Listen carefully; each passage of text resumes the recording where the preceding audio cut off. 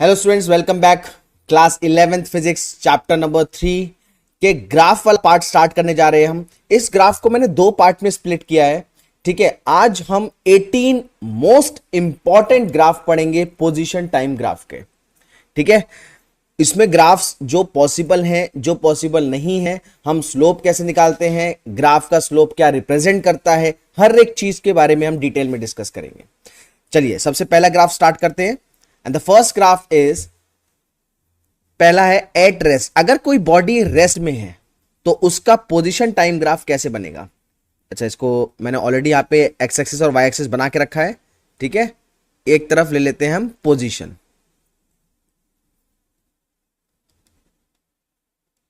ठीक है, इस तरफ पोजीशन ले लेते हैं and this is time, position time graph. तो अगर बॉडी रेस्ट में है मतलब टाइम बदल रहा है, टाइम चेंज हो रहा है, 1 आवर, 2 आवर, 3 आवर, 4 आवर या 1 minute, 2 minute, 3 minute, 4 minute, time change हो रहा है। अगर आप एक्स एक्सिस पे टाइम रिप्रेजेंट कर रहे हैं तो टाइम कंटिन्यूअसली चेंज होगा, लेकिन उसकी जो पोजीशन है वो फिक्स रहेगी। दैट मीन्स इसका ग्राफ कुछ इस तरीके से बनेगा। ये हो गया if body is at rest. कैसे, देखो समझो इस चीज को। मान लो ये एक फिक्स पोजीशन है, ये एक फिक्स पोजीशन है मान लेते हैं। ठीक है, इस फिक्स पोजीशन पे अब टाइम चेंज होता जा रहा है। देखो टाइम, हर पॉइंट पे टाइम बदल रहा है। मान लो यहां पे 2 मिनट है, फिर यहां पे 4 मिनट हो गया, फिर यहां पे 6 मिनट हो गया। टाइम चेंज हो रहा है but the position is fixed. Position क्या है? It is fixed. Position change नहीं हो रही है। That means the body is at rest.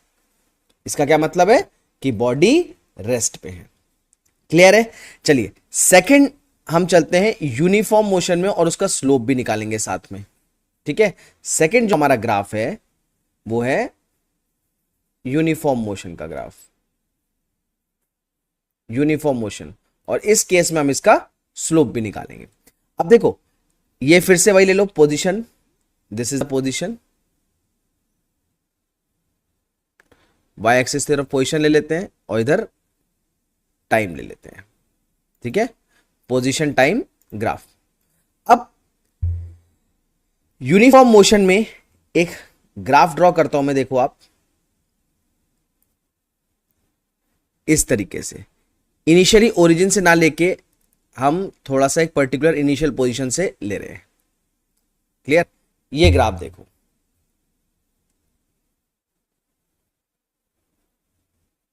इस ग्राफ को देखो।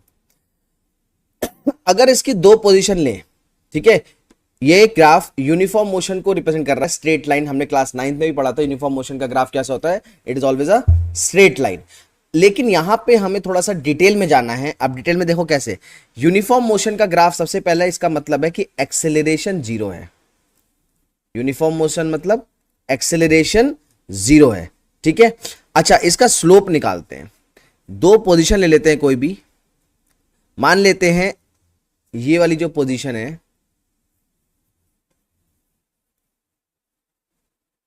एट टाइम t1 और ये पोजीशन ले लेते हैं एट टाइम t2। इसी टाइम पे इसकी पोजीशन क्या है? टाइम t1 और t2 पे इसकी पोजीशन देख लेते हैं क्या है। ये मान लेते हैं x1 और ये मान लेते हैं x2।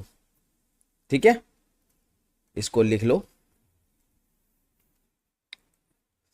This is x1, this is x2, time t1, this is t2। ठीक है, अब ध्यान से देखना। मान लो मुझे किसी पर्टिकुलर पॉइंट पे इसका स्लोप निकालना है, तो यहां से लेके यहां तक की जो डिस्टेंस है ये वाली जो डिस्टेंस है, ये डिस्टेंस कितनी होगी? t2 minus t1। Complete t2 distance से t1 माइनस कर देते हैं तो ये हो जाएगी हमारी t2 माइनस t1। सिमिलरली अगर मैं आपसे कहूं कि यहां से लेके यहां तक की डिस्टेंस बताइए, ये डिस्टेंस कितनी होगी? ये ग्रीन पार्ट वाली। तो ग्रीन पार्ट वाली जो डिस्टेंस है ये कितना होगा? x2 माइनस x1 होगा ना, x2 माइनस x1। ये एंगल है थीटा जो हमें स्लोप निकालना है with respect to the horizontal surface. तो भाई परपेंडिकुलर, देखो परपेंडिकुलर साइड हमारे पास है, बेस साइड हमारे पास है। हम यहां पे डायरेक्टली लिख सकते हैं slope of the graph, slope of the graph is equal to tan theta, tan theta is equal to perpendicular upon base, यानी कि x2 minus x1 upon t2 minus t1। ये क्या हो गया? ग्राफ। पोजीशन अगर आप x ले रहे हो या s ले रहे हो, दोनों के टर्म में, तो s2 माइनस x1 हो जाएगा अगर पोजीशन आपने s लिया है। ठीक है, तो x2 minus x1 upon t2 minus t1 क्या हो गया इसका? ग्राफ। अच्छा, अब x2 माइनस x1 क्या है? It is a displacement, it is displacement upon t2 minus t1 क्या है? टाइम। और डिस्प्लेसमेंट अपॉन टाइम क्या होता है? आप सब जानते हो, speed upon time, sorry, distance upon time speed होती है, और displacement upon time velocity. That means the slope of position time graph gives velocity. ये चीज ध्यान रखनी है, slope of position time graph हमें क्या दे रहा है? Slope of position time graph हमें वेलोसिटी दे रहा है। ठीक है, slope of position time graph हमें क्या दे रहा है? वेलोसिटी दे रहा है। ठीक है, इस चीज को ध्यान रखो, यानी कि ये स्लोप किसको रिप्रेजेंट कर रहा है? ये स्लोप वेलोसिटी को रिप्रेजेंट कर रहा है। इस चीज को नोट डाउन कर लो, the slope of position time graphs gives velocity. Clear है? चलिए आगे बढ़ते हैं थर्ड ग्राफ पे। ठीक है, अब थर्ड ग्राफ जो हम लेंगे वो थोड़े से केसेस ले रहे हैं कि अगर ग्राफ कुछ ऐसा गिवन होगा तो उस ग्राफ से हम कैसे इंफॉर्मेशन निकाल सकते हैं कि ये ग्राफ कैसा है, ये क्या बता रहा है, इससे हम क्या क्या चीजें निकाल सकते हैं, डिटेलिंग कर सकते हैं उसकी। ठीक है, मान लेते हैं ये तो देखो है तो पोजीशन टाइम ग्राफ, इसको मैं बार बार यहां पे रिप्रेजेंट करता हूं, this is position, this is time. ठीक है, अब मान लेते हैं ये ग्राफ स्ट्रेट लाइन है इस तरीके से, ओ सॉरी, इस तरीके से। ठीक है, ये ग्राफ इस तरीके से है।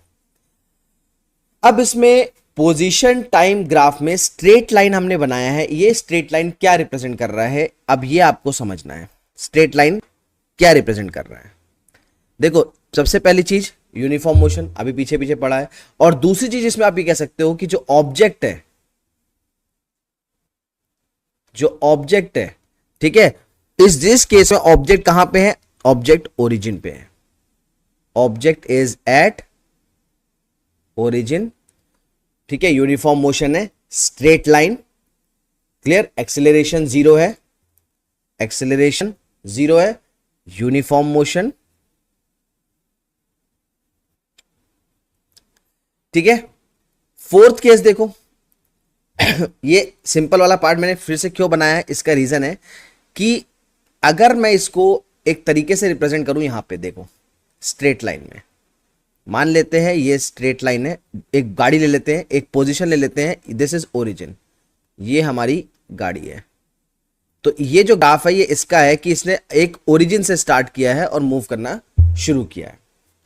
सेकंड केस में आप देखो फोर्थ ग्राफ में, फोर्थ ग्राफ भी हमारा क्या है? Position time graph. Fourth graph भी हमारा क्या है? Position time graph. अब अगर ये ग्राफ कुछ ऐसा बना दें, इस तरीके से है तो स्ट्रेट लाइन, ठीक है, मोशन यूनिफॉर्म हुआ, लेकिन डिफरेंस क्या हुआ थर्ड ग्राफ और फोर्थ ग्राफ में, ये समझना है आपको। देखो वही चीज जो मैंने ऊपर बनाई, मान लेते हैं कि ये एक ओरिजिन है, तो इस केस में ओरिजिन से पहले ग्राफ आ रहा है ना, दैट मींस जो हमारा ऑब्जेक्ट है, जो हमारा बॉडी मूव कर रहा है, वो ओरिजिन से पहले से स्टार्ट हो चुका है, उसका मोशन ऑलरेडी स्टार्ट हो चुका है बिफोर ओरिजिन। ठीक है, तो ये ग्राफ उस चीज को रिप्रेजेंट कर रहा है। ठीक है, in this case you can say the object has already started. ठीक है, the object would be started before origin. Difference देखो दोनों ग्राफ में। अच्छा, तीसरा ग्राफ अगर हम बनाएं, थोड़ा सा एक्स एक्सिस पे डिले कर दें इस तरीके से, ओहो चलो ये, अब ये क्या रिप्रेजेंट कर रहा है भाई? तीनों ही स्ट्रेट लाइन है, यूनिफॉर्म मोशन भी है, लेकिन तीनों में डिफरेंस आ रहा है। आप देखो इसमें भी डिफरेंस आ गया। अब इसमें क्या डिफरेंस आया ये देखो, यहां पे ऑब्जेक्ट मूव तो किया, फिफ्थ वाले पार्ट में मूव तो किया, लेकिन डिफरेंस क्या आया कि बॉडी जो है ऑब्जेक्ट इज डिलेड, मतलब ओरिजिनली टाइम स्टार्ट हो चुका है बट ऑब्जेक्ट ने मोशन थोड़ी देर में स्टार्ट किया। ठीक है, जैसे मान लो कि रेस स्टार्ट हुई, ठीक है, गन शूट हुआ, रेस स्टार्ट हुई 100 मीटर की, तो बाकी सब पार्टिसिपेंट्स भाग गए और आपने 2 सेकेंड या 3 सेकेंड बाद स्टार्ट लिया। क्लियर? तो वहां पे वो जो 2-3 सेकेंड का गैप है, दैट इज दिस ग्राफ। ठीक है, 2 सेकेंड या 3 सेकेंड बाद जो स्टार्ट हुआ है वो ये गैप है, मतलब मोशन स्टार्ट हो चुका है, टाइम निकल रहा है बट ऑब्जेक्ट ने लेट स्टार्ट किया। ये फिफ्थ ग्राफ उसको रिप्रेजेंट कर रहा है। क्लियर? चलिए अब आते हैं हम अपने ग्राफ नंबर 6 पे। रेस्ट वाला हो गया, यूनिफॉर्म मोशन हो गया। अब एक ग्राफ ले लेते हैं एक्सेलरेटेड मोशन का। एक्सेलरेटेड मोशन ग्राफ कुछ इस तरीके से आएगा। ये है एक्सेलरेटेड मोशन का ग्राफ, ये कुछ इस तरीके से आएगा। ये तो आपने पढ़ा है non uniform motion, accelerated motion graph है। ठीक है, यहां से हमें ये पता लग गया मोशन कैसा है, नॉन यूनिफॉर्म मोशन है, और we can say accelerated motion है। क्लियर? नॉन यूनिफॉर्म मोशन है या एक्सेलरेटेड मोशन है। लेकिन बट अबाउट द स्लोप, भाई यूनिफॉर्म मोशन केस में आपने स्लोप निकाल लिया था जब आपने वेलोसिटी दी थी, यहां पे स्लोप कैसे निकालेंगे? यहां पे स्लोप निकालने के लिए आपको थोड़ी सी मेहनत करनी पड़ेगी। क्या मेहनत करनी पड़ेगी? देखो, स्लोप इज इक्वल टू, हम यहां पे स्मॉल चेंज लेंगे। ठीक है, ये जो स्लोप ले रहे हैं ना हम, ये स्लोप छोटा सा स्लोप लेंगे। मान लो इस पॉइंट पे स्लोप निकालना है, तो इस पॉइंट पे स्लोप ये हो गया टेंजेंट टू द सरफेस। तो स्मॉल चेंज इन स्लोप लेंगे यहां पे, और उस स्मॉल क्वांटिटी से हम स्लोप निकालेंगे। ठीक है, तो यहां पे लिख लेते हैं स्मॉल चेंज। ठीक है, स्मॉल चेंज इन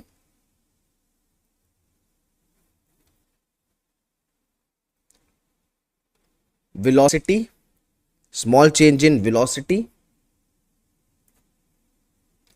अपॉन, नहीं velocity तो स्लोप को रिप्रेजेंट करेगा, वर्टिकल और हॉरिजॉन्टल कोऑर्डिनेट्स ले लेते हैं। Small change in vertical coordinate upon small change in horizontal coordinate. दोनों कोऑर्डिनेट्स, वर्टिकल कोऑर्डिनेट्स और हॉरिजॉन्टल कोऑर्डिनेट्स में स्मॉल स्मॉल चेंज लेते हैं। अब देखो, ये पोजीशन टाइम ग्राफ का ग्राफ है, मतलब हमारी जो वाई एक्सिस है वो पोजीशन रिप्रेजेंट कर रही है और एक्स एक्सिस टाइम रिप्रेजेंट कर रहा है। ठीक है, तो वर्टिकल जो चेंज होगा यहां पे वो क्या होगा, dx। वर्टिकल चेंज ले लेते हैं, ये वाला पार्ट देखो, वर्टिकल चेंज ले लेते हैं dx, और हॉरिजॉन्टल चेंज ले लेते हैं dt।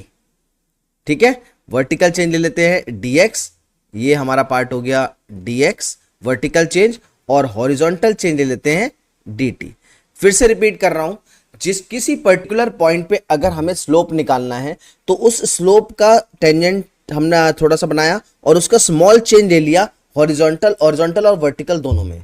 अब हॉरिजॉन्टल पोजीशन को रिप्रेजेंट कर रहा है, मतलब dx चेंज, स्मॉल चेंज कितना हुआ dx, और जो टाइम है स्मॉल टाइम चेंज हमने क्या ले लिया वर्टिकल पोजीशन में, सॉरी हॉरिजॉन्टल पोजीशन में, टाइम dt। तो स्लोप क्या, हमारा स्लोप यहां पे क्या निकलेगा, dx बाय dt। स्लोप क्या निकला, dx बाय dt। और dx बाय dt क्या बताता है, याद करो पीछे हमने पढ़ा था, dx बाय dt क्या बताता है, dx by dt is the velocity at any instant. ठीक है, ये क्या बता रहा है, वेलोसिटी एट एनी इंस्टेंट, यानी कि instantaneous velocity at a particular moment, उसकी वेलोसिटी क्या होगी, ये स्लोप वो बताएगा। क्योंकि वेलोसिटी तो कंटिन्यूअसली चेंज हो रही है, एक्सीलरेटेड मोशन है, तो उस पॉइंट पे उसकी वेलोसिटी क्या होगी, ये स्लोप वो बताएगा। dx by dt that is equals to velocity at any instant. Clear है? ऐसा क्यों भाई? यहां पे देखो, here slope is different at every point. आप देखो ना, हर पॉइंट पे स्लोप चेंज हो जाएगा। इस पॉइंट पे ये है, इस पॉइंट पे ये है, इस पॉइंट पे ये है, ठीक है, हर पॉइंट पे स्लोप चेंज होता जा रहा है। तो एट अ पर्टिकुलर पॉइंट जिस पे हम निकालेंगे, वहां पे जो स्लोप मिलेगा वो क्या मिलेगा हमें? वेलोसिटी। ठीक है, आप इसे ऐसे भी लिख सकते हो कि स्लोप इंक्रीज हो रहा है। ठीक है, स्लोप हर पॉइंट पे क्या हो रहा है? इंक्रीज हो रहा है। स्लोप इंक्रीज हो रहा है मतलब कि थीटा इंक्रीज हो रहा है, थीटा इंक्रीज हो रहा है मतलब टेन थीटा इंक्रीज हो रहा है, और टेन थीटा इंक्रीज होने का मतलब क्या हो रहा है? वेलोसिटी इंक्रीज हो रही है। क्लियर है? ऐसे याद रख सकते हो, छोटी सी ट्रिक है, सिंपल याद रखने की। चलो नेक्स्ट ग्राफ की बात करते हैं, ग्राफ नंबर 7। ठीक है, थोड़ा ध्यान से देखना इस ग्राफ को। यही एक्सीलरेटेड ग्राफ हम नॉन यूनिफॉर्म मोशन वाला ग्राफ एक इधर बनाते हैं। ठीक है, और यही ग्राफ हम एक इस साइड बनाते हैं। थोड़ा सा गड़बड़ बन गया, फिर से बनाते हैं। देखो ये इस तरीके से, क्लियर? और यही ग्राफ एक इस तरीके से।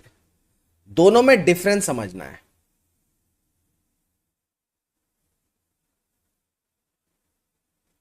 थोड़ा सा लाइन प्रॉपर नहीं बन पा रही है, but you can understand.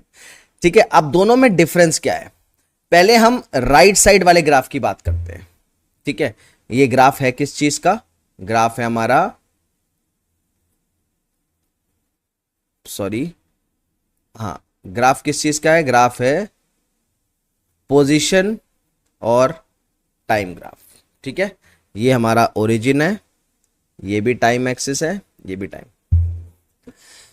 Blue part वाले की बात करो, ब्लू पार्ट वाले में एक्सीलरेटेड मोशन है। ठीक है, स्लोप हर पॉइंट पे चेंज हो रहा है। ठीक है, तो इसमें हम ये ले सकते हैं कि जो डिस्टेंस है एस, पोजीशन जो है वो पॉजिटिव है। भाई पॉजिटिव पोजीशन की तरफ जा रही है, पॉजिटिव वाई एक्सिस की तरफ। देखो वाई एक्सिस क्या रिप्रेजेंट कर रहा है? पोजीशन रिप्रेजेंट कर रहा है। तो हमारी डिस्टेंस या डिस्प्लेसमेंट क्या है? पॉजिटिव है। वेलोसिटी कैसी होगी? पॉजिटिव होगी। दोनों पॉजिटिव है, वेलोसिटी पॉजिटिव होगी। एक्सेलरेशन कैसा होगा? अब बेटा लेफ्ट पार्ट वाले का देखेंगे। देखो लेफ्ट केस में क्या होगा? लेफ्ट केस में मान लेते हैं कि ये वेलोसिटी है माइनस के 10 मीटर पर सेकेंड, और यहां पे वेलोसिटी है माइनस के 20 मीटर पर सेकेंड। ठीक है, अब इस केस में एक्सेलरेशन निकालना है। देखो डिस्टेंस अगर हम निकालने एस, तो एस तो पॉजिटिव ही रहेगा। देखो पॉजिटिव एक्सेस की तरफ ही बढ़ रहा है। ठीक है, वेलोसिटी लेकिन नेगेटिव हो गई। What about acceleration?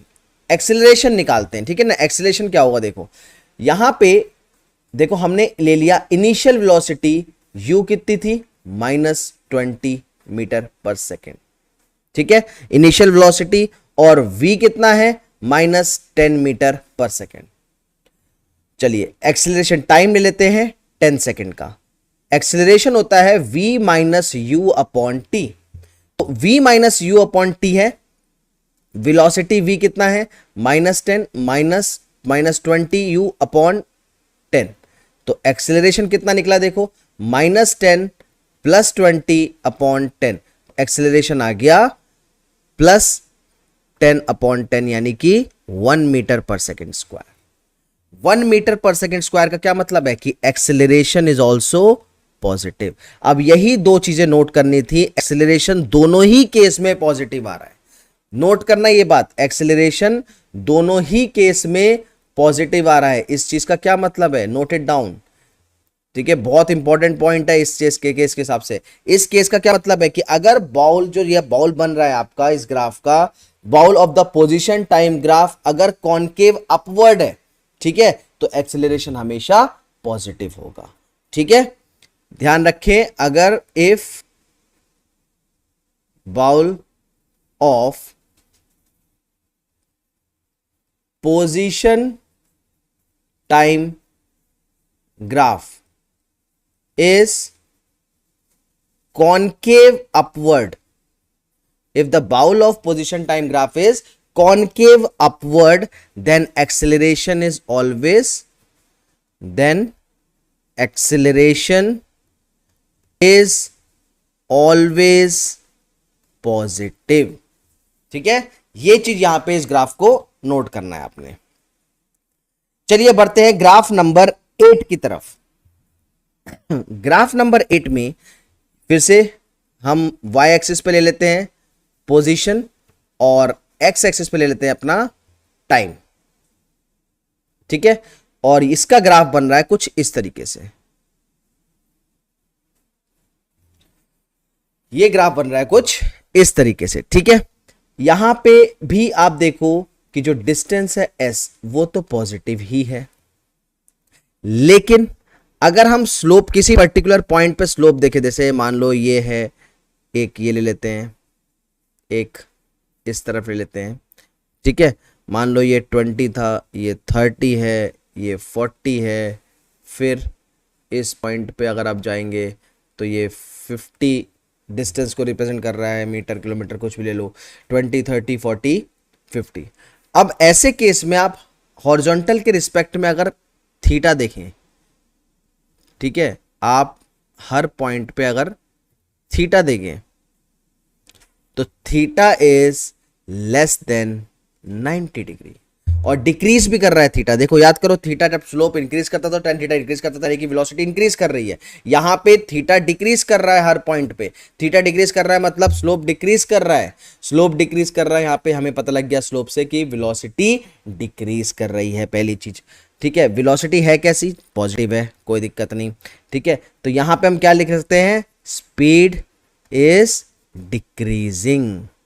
स्पीड क्या हो रही है, डिक्रीज हो रही है, स्पीड डिक्रीज हो रही है।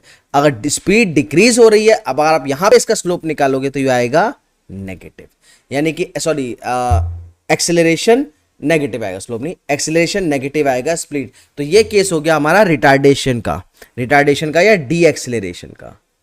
ये क्या है, डी एक्सेलरेशन का केस है। ठीक है, स्पीड डिक्रीज हो रही है। ये था हमारा ग्राफ नंबर 8। चलिए आगे बढ़ते हैं ग्राफ नंबर 9 पे। अच्छा, 9 और 10 वाला ग्राफ में मैं सिंपली एक चीज आपको बता दूं, जो अभी हमने कॉनकेव वाला केस पढ़ा था। ठीक है, एक ग्राफ कुछ इस तरीके से हो और एक ग्राफ कुछ इस तरीके से।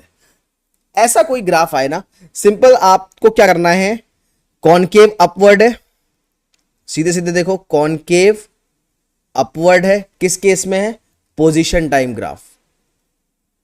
पोजीशन टाइम ग्राफ की बात हो रही है, दोनों ही पोजीशन टाइम ग्राफ के केस में। कॉनकेव अपवर्ड, सीधे सीधे आप लिखोगे एक्सेलरेशन पॉजिटिव। कॉनकेव डाउनवर्ड होगा, दूसरा केस देखो, कॉनकेव डाउनवर्ड होगा, सीधे सीधे आप क्या लिखोगे, एक्सेलरेशन नेगेटिव। ठीक है, क्लियर है, कोई दिक्कत।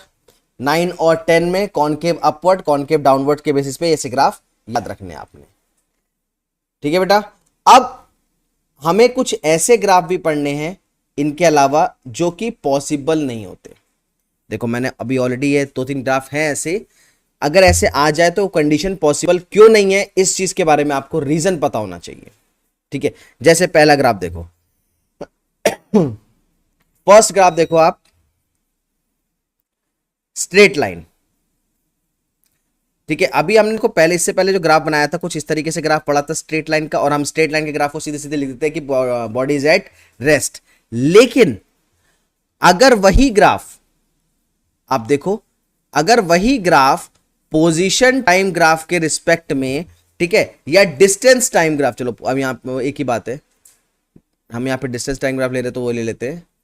अगर कोई ग्राफ आता है डिस्टेंस टाइम ग्राफ का, और वो ग्राफ इस तरीके से आए, स्ट्रेट लाइन तो हो बट ऐसे यहां पे हो, मतलब टाइम डिस्टेंस के एक्सिस के पैरेलल आ जाए, तो यहां पे बॉडी रेस्ट में नहीं है। यहां से आपको कंफ्यूज नहीं होना है। देखो इस केस में तो बॉडी रेस्ट में थी, क्यों रेस्ट में थी, क्योंकि उसकी पोजीशन फिक्स्ड थी। यही चीज कंपेयर करो, पोजीशन फिक्स्ड थी और टाइम बढ़ता जा रहा था। यहां पे उल्टा हो रहा है, यहां डिस्टेंस बढ़ रही है, टाइम वही है। मतलब एक पर्टिकुलर टाइम पे, मान लो टाइम है हमारा 5 सेकेंड, तो इस पर्टिकुलर टाइम पे डिस्टेंस इंक्रीज होती जा रही है। क्या ये प्रैक्टिकली पॉसिबल है? नहीं, क्योंकि ये किसको रिप्रेजेंट कर रहा है? It represents infinite speed. ये तो इनफाइनाइट स्पीड को रिप्रेजेंट कर रहा है भाई, एक पर्टिकुलर मोमेंट पे डिस्टेंस इनफाइनाइट है। Is it possible? नो।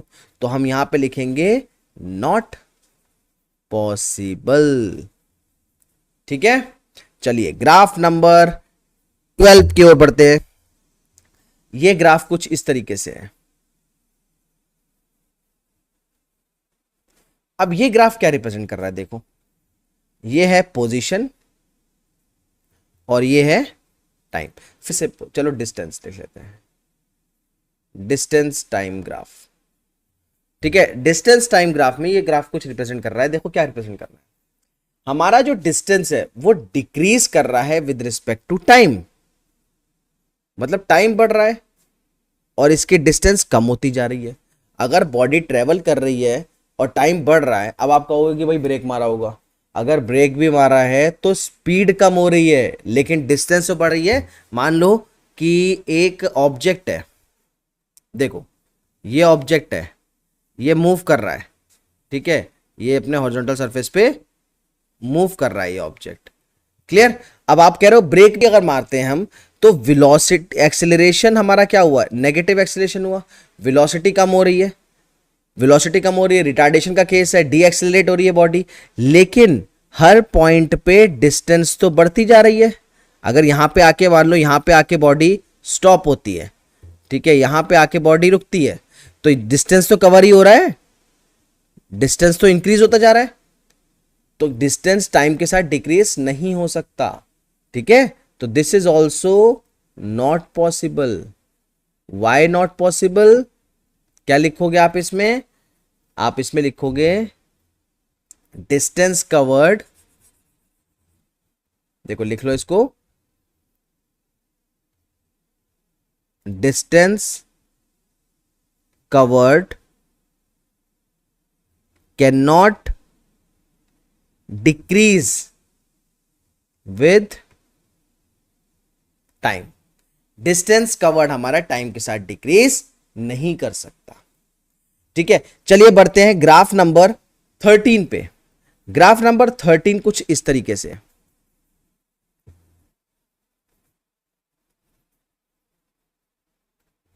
ठीक है, अब इसमें क्या दिक्कत है भाई? अगर इसमें हम एक चीज देखें, ये देखो एक पर्टिकुलर टाइम लेते हैं, इस पर्टिकुलर टाइम पे ऑब्जेक्ट की दो जगह पोजीशन, दो डिफरेंट पोजीशन को रिप्रेजेंट कर रहा है, दो डिफरेंट डिस्टेंस को रिप्रेजेंट कर रहा है। डिस्टेंस टाइम ग्राफ की बात कर रहे हैं हम। Two different position, two different distance at a same time. मतलब यहां पे मान लो time is equals to 2 second. उस 2 सेकेंड पे ये ऑब्जेक्ट इस पोजीशन पे भी है और इस पोजीशन पे भी है, दो डिस्टेंस पे है। क्या ये प्रैक्टिकली पॉसिबल है? नहीं, ये प्रैक्टिकली पॉसिबल नहीं है। तो इस केस में आप क्या लिखोगे? It represents two different position at same instant. It represents two different position at same instant which is practically not possible. तो आप लिखोगे it is practically not possible. ठीक है, तो ये हमारा था कुछ नॉट पॉसिबल वाले graph. Type of displacement time graph. चलो डिस्प्लेसमेंट टाइम ग्राफ भी कर लेते हैं। लास्ट 4 ग्राफ बचे, 18 इंपॉर्टेंट ग्राफ पढ़ना था हमें, उसमें से ये 14 नंबर पे आ गए हम। ठीक है, ये हमारा डिस्प्लेसमेंट हो गया वाई एक्सिस की तरफ, और यहां पे हम ले लेते हैं टाइम। अच्छा, पहला केस पढ़ते हैं for stationary object.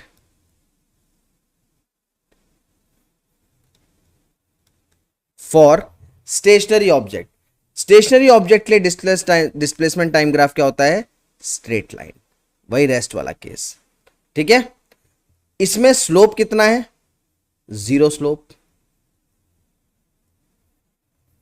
Zero slope क्या इंडिकेट कर रहा है? जीरो स्लोप इंडिकेट कर रहा है जीरो वेलोसिटी को। जीरो स्लोप क्या इंडिकेट कर रहा है? जीरो वेलोसिटी को। ठीक है, मतलब वही रेस्ट वाला केस। नेक्स्ट 15th नंबर पे देखो। नेक्स्ट 15th नंबर पे जो ग्राफ है वो स्ट्रेट लाइन। अब तो बता सकते हो स्ट्रेट लाइन का ग्राफ क्या है? स्ट्रेट लाइन का ग्राफ स्लोप के रिस्पेक्ट में, वैसे तो यूनिफॉर्म मोशन आप बता दोगे, ठीक है कोई बात नहीं। स्लोप के रिस्पेक्ट में देखो, सिंगल स्लोप है, स्लोप चेंज नहीं हो रहा, सिंगल स्लोप है। सिंगल स्लोप क्या रिप्रेजेंट करता है? Constant velocity. सिंगल स्लोप क्या रिप्रेजेंट कर रहा है? कांस्टेंट। अब तो ये आपको समझ में आ रहा होगा आराम से। सिंगल स्लोप क्या रिप्रेजेंट कर रहा है? कांस्टेंट वेलोसिटी रिप्रेजेंट कर रहा है। और कांस्टेंट वेलोसिटी क्या रिप्रेजेंट करता है? Zero acceleration. ठीक है, जो चीजें ग्राफ के बारे में आपको समझनी याद रखनी, मैं सिर्फ वही चीजें बता रहा हूं। Zero acceleration. ठीक है, थर्ड ग्राफ। थर्ड ग्राफ जो है वो इस तरीके से है। अब देखो जल्दी जल्दी बता दो क्या रिप्रेजेंट कर रहा है? Displacement curve. ये डिस्प्लेसमेंट कर्व क्या रिप्रेजेंट कर रहा है? Increasing velocity. क्या रिप्रेजेंट कर रहा है? Increasing velocity. इंक्रीजिंग वेलोसिटी मतलब वेलोसिटी इंक्रीज कर रहा है। देखो थीटा भी इंक्रीज कर रहा है मूवमेंट पे, मतलब वेलोसिटी इंक्रीज कर रहा है। दैट मींस एक्सिलरेटेड मोशन है। ऑलरेडी पढ़ चुके हैं ये। एक्सिलरेटेड मोशन रिप्रेजेंट कर रहा है। अच्छा, इस ग्राफ को हम अगर डिफाइन करना चाहे एक लाइन में तो कैसे डिफाइन करेंगे? इस ग्राफ के बारे में हम लिख सकते हैं ग्रेटर, इसको हम क्या लिखेंगे? Greater displacement, greater displacement are taking place in equal interval of time. ठीक है, मान लेते हैं ये टाइम इंटरवल, अगर इसको हम टाइम इंटरवल में डिस्ट्रीब्यूट करें इक्वल टाइम इंटरवल में, तो डिस्प्लेसमेंट बढ़ता जा रहा है। आप देखो, अगर आप टाइम इंटरवल सेम लोगे तो हर पार्ट में डिस्प्लेसमेंट, हर इंटरवल में डिस्प्लेसमेंट बढ़ता जा रहा है, मतलब ज्यादा डिस्प्लेसमेंट ले रहे हैं इक्वल इंटरवल ऑफ टाइम में। That is the accelerated, that is defining the accelerated motion actually, right. Last, second last 17th graph. 17th graph अगर हम इस तरीके से बनाएं तो ये क्या रिप्रेजेंट कर रहा है? आपको याद होगा, ये रिप्रेजेंट कर रहा है बेटा डिक्रीजिंग। क्या डिक्रीज कर रहा है जल्दी बताओ? Decreasing displacement are taking place here in equal interval of time. जैसे यहां पे ग्रेटर डिस्प्लेसमेंट था, यहां पे क्या हो जाएगा? Decreasing displacement.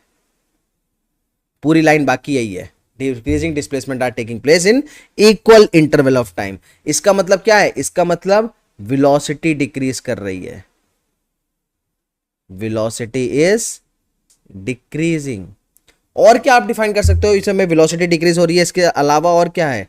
D acceleration. वहां पे एक्सिलरेशन हो रहा था, एक्सिलरेटेड मोशन था, ये कैसा है? डी एक्सिलरेशन हो रहा है यहां पे,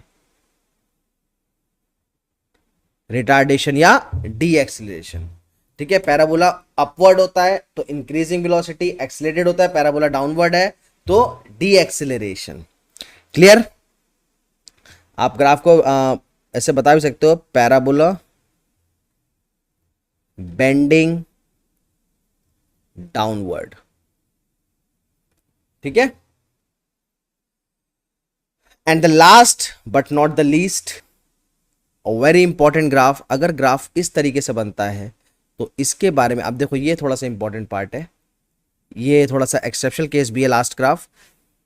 ये ग्राफ किस चीज को रिप्रेजेंट करेगा? आपने देखा होगा ये ग्राफ, बट ये ग्राफ किस चीज को रिप्रेजेंट कर रहा है? सबसे पहले अगर स्लोप की बात करें तो ये जो स्लोप है theta, it is greater than 90 degree. ये चीज बहुत आपके काम की आएगी। तो slope is greater than 90 degree, मतलब थीटा अगर 90 से बड़ा है, इसका मतलब टेन थीटा जो होगा वो 0 से छोटा होगा। ट्रिग्नोमेट्रिक टेबल्स आपको आती होंगी, आप पुट करके देखो, अगर थीटा 90 से बड़ा आ रहा है मतलब टेन थीटा की वैल्यू जो है वो 0 से छोटी है। 0 से छोटी है मतलब 0 से नेगेटिव की साइड है, नेगेटिव साइड मतलब स्लोप कैसा है? Slope negative slope. कैसा आ रहा है, नेगेटिव स्लोप। और नेगेटिव स्लोप किस चीज को रिप्रेजेंट करता है, ध्यान देना, नेगेटिव स्लोप किस चीज को रिप्रेजेंट करता है, नेगेटिव स्लोप रिप्रेजेंट करता है कि जो ऑब्जेक्ट है, वो बॉडी है, वो अपने ओरिजिनल पोजीशन पे रिटर्न हो रही है, वापस हो रही है। ठीक है, तो इसमें क्या लिखेंगे हम, negative slope indicates that body, negative slope indicates that body is returning back to its original position। और एक चीज और रिप्रेजेंट कर रहा है, also represents, क्या रिप्रेजेंट कर रहा है ये, also represents uniform negative velocity. ठीक है, यूनिफॉर्म नेगेटिव वेलोसिटी रिप्रेजेंट कर रहा है। तो ये थे हमारे 18 important graph related to the position time graph. अब नेक्स्ट क्लास में हम वेलोसिटी टाइम ग्राफ के बारे में पढ़ेंगे। Thank you.